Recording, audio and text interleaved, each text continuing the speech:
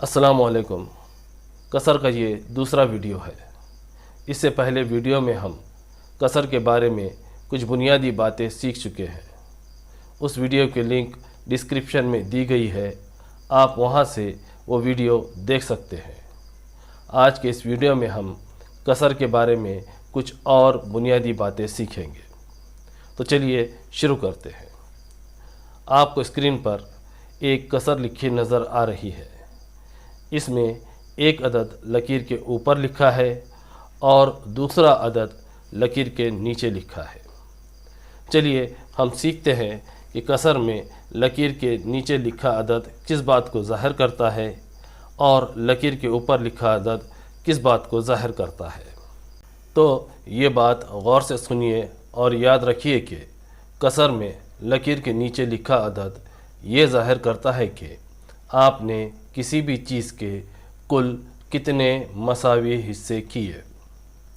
यहाँ कसर में लकीर के नीचे लिखा अदद है 4। इसका मतलब ये हुआ कि कोई एक चीज़ है जिसके आपने 4 मसावी हिस्से किए हैं। इस बात को हम इस तरह भी कह सकते हैं कि आपके पास एक रोटी है और आपने उस रोटी के 4 मसावी हिस्से किए हैं। इसलिए कसर में लकीर के नीचे आपने 4 लिखा है।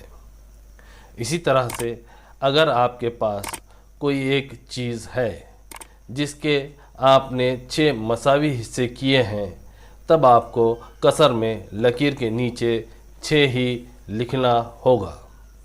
इसी तरह से अगर आप किसी चीज़ के 10 मसावी हिस्से करते हैं, तब आपको कसर में लकीर के नीचे 10 ही लिखना होगा।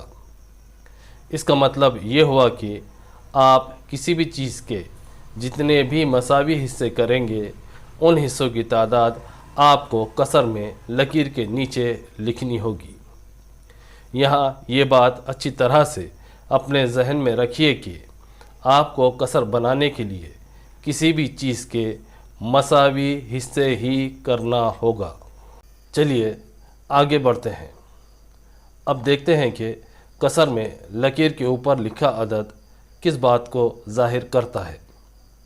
तो ये बात गौर से सुनिए कि किसी भी चीज़ के किए गए मसावी हिस्सों में से जितने भी हिस्से लिए जाएंगे, उन हिस्सों की तादाद कसर में लकीर के ऊपर लिखी जाती है। यहाँ कसर में लकीर के ऊपर लिखा अदद है 2।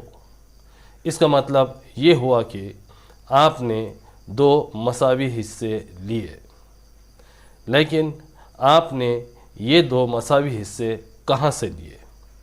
तो ये बात गौर से सुनिए कि आपने ये 2 मसावी हिस्से लकीर के नीचे लिखे मसावी हिस्सों की तादाद में से लिए हैं।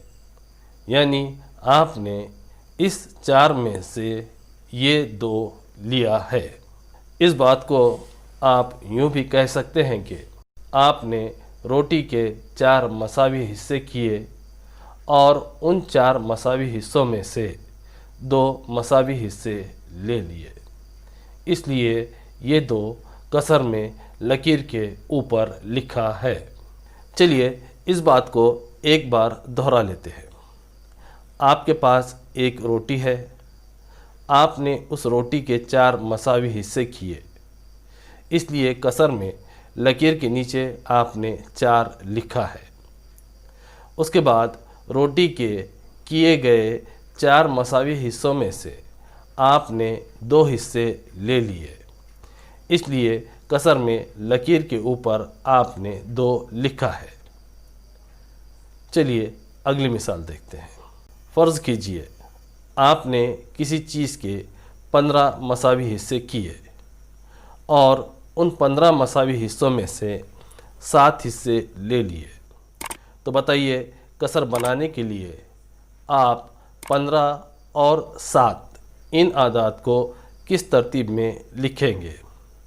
यानी इन दोनों आदाद में से कौन सा अदद कसर में लकीर के ऊपर लिखेंगे और कौन सा अदद कसर में लकीर के नीचे लिखेंगे।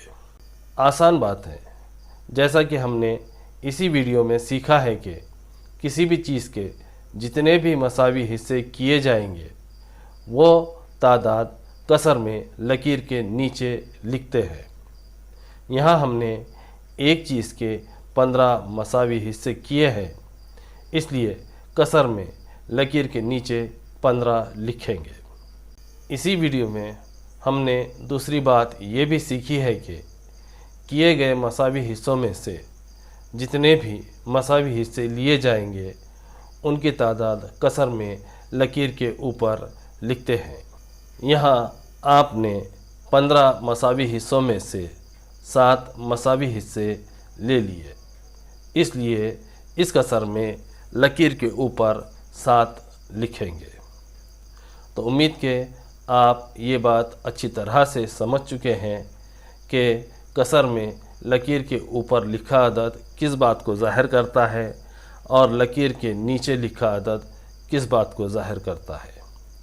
अगले वीडियो में हम कसर के बारे में कुछ और बुनियादी बातें सीखेंगे। तो मिलते हैं अगले वीडियो में, तब तक के लिए अल्लाह हाफ़िज़।